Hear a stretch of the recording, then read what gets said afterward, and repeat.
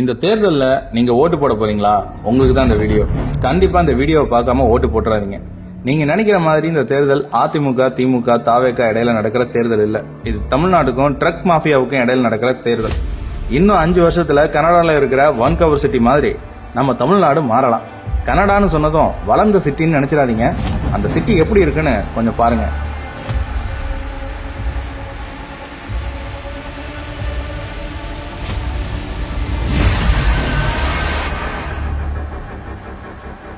Canada மாதிரி வளர்ந்த நாட்டோட கொடூர பக்கம் இது. இங்க 25 வயசு இளவட்டம் கூட நிக்க முடியாம கை நடுங்கிட்டு முதுகு வளைஞ்சு ரொம்ப பரிதாபமா தான் இருப்பான். காரணம் என்ன தெரியுமா? போதை. ஆமா, போதை பொருள் புழக்கத்தை கனடா அரசு தடுக்க தவறுனதுனால அந்த பழக்கம் ஒரு தலைமுறைய முழுசா அழிச்சிட்டு இவங்களை இனி காப்பாற்றவே முடியாது. கடைசியில அரசாங்கமே இந்த ஊரை விட்டு யாரையும் வெளியே வர விடாம தடுத்து போதை பொருளை கொடுத்துட்டு இருக்கிறாங்க. Naloxone kits. What does it come with? A bunch of needles, and then you actually have.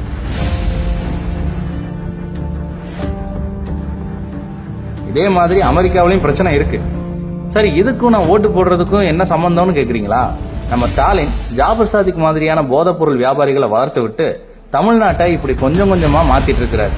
2 வயசு குழந்தையையும் 80 வயசு பாட்டியையும் சீரழிக்கிறாங்களே, எப்படி முடியுது? எல்லாம் போதை.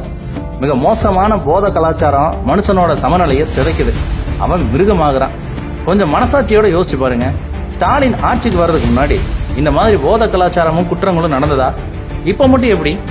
பணம். கேவலம் பணத்துக்காக இங்க கஞ்சா விற்கிறவனையும் மெத்கோக்கைனு போதைப் பொருள் விற்கிறவனையும் கண்டுக்காம இருக்கிறாரு ஸ்டாலின். கட்சியில போஸ்டிங் கொடுத்து வேற வச்சிருக்கிறாரு. அவனுங்க காசு கிடைச்சா போதும்னு சின்ன சின்ன பசங்களை குறி வச்சு போதைப் பொருள் விற்கிறானுங்க. அதனாலதான் ரயில்ல இந்த மாதிரியான கொடூரமான சம்பவம்லாம் நடந்தது. Suraj was first targeted while traveling on a train. The accused minors allegedly threatened him with the Chevys during the journey. இந்த மாதிரி நிறைய நடக்குது. இதெல்லாம் அறிகுறி. அமெரிக்கா, கனடால நடக்கிற மாதிரி இல்ல. இங்க அதை விட மோசமா நடக்க போகுது. இப்போ எதிர்க்கட்சி தலைவர் 3 மாசத்துல போதை கலாச்சாரத்தை ஒழிப்பேன்னு பேசிட்டு இருக்கிறாரு. அதே சமயம் வேற யாரும் அந்த மாதிரியான வாக்குறுதியை கொடுக்கல. ஜாபர் சாதிக் வீட்டுல திடீர்னு ரைடு நடக்குது. அதுல அவர் தமிழ்நாடு முழுக்க பினாமிகள் மூலமா பல கோடி ரூபாய் பணத்தை மூவ் பண்ணிருக்கிறாருன்னு தகவல் வருது. திமுக அந்த பணத்தை தேர்தலுக்கு செலவு பண்ணுதோங்கிற சந்தேகமும் எழுந்திருக்கு. நாம ஓட்டுக்கு வாங்குற காசு, சேலை, பண்டம், பாத்திரம் எல்லாம் போதைப் பொருள் வித்து பல குடும்பத்தோட குடி கெடுத்த காசா கூட இருக்கலாம். நம்மளை அழிச்சு அதுல கிடைச்ச காசை வச்சு நம்மளையே விலைக்கு வாங்க நினைக்கிறாங்க. காரணம், திமுக தோத்துட்டா போதை மாஃபியாவால இப்ப போடுற மாதிரி ஆட்டம் போட முடியாது. நீங்க யாராவது ஸ்டாலின் தொடரட்டும்னு நினைச்சீங்கன்னா இந்த மாதிரி உங்க பையன் போதைக்கு அடிமையாகி வீதியில இருந்தா எப்படி இருக்கும்னு ஒரு தடவை யோசிங்க. திமுக ஜெயிக்கணும்னு ஆசைப்படுறவங்க உங்க வீட்டு பொண்ணு இப்படி நிக்கிற மாதிரி யோசிச்சு பாருங்க. ஸ்டாலினுக்கு ஓட்டு போடுறது நம்ம வீட்டு பிள்ளைகள் தலையில நாமளே மண்ணள்ளி போடுற மாதிரி.